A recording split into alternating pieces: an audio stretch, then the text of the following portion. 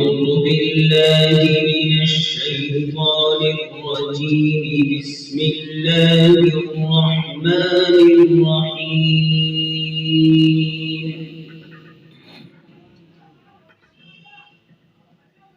وإذ قال إبراهيم رب اجعل هذا البلد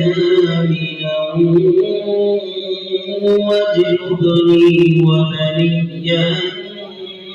نعبد الأصنام رب إنهن أضللن كثيرا من الناس فمن تبعني فإنه مني ومن عصاني فإنك غفور رحيم ربنا إني أسكنت من ذريتي بواد غير ذي زرع عند بيتك المحرم ربنا ليقيموا الصلاة فاجعل أفئدة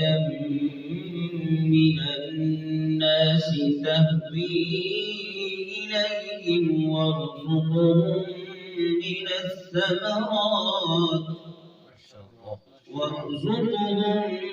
من الثمرات لعلهم يشكرون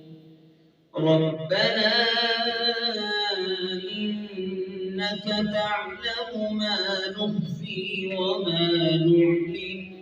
وما يخفى على الله من شيء في الأرض ولا في السماء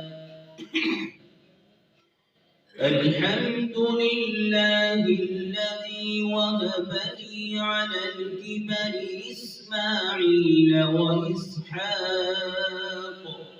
إن ربي لسميع الدعاء رب اجعلني مقيم الصلاة ومن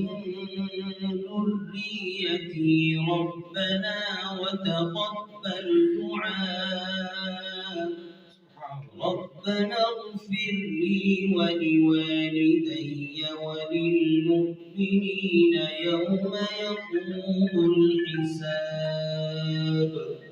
صدق الله العظيم.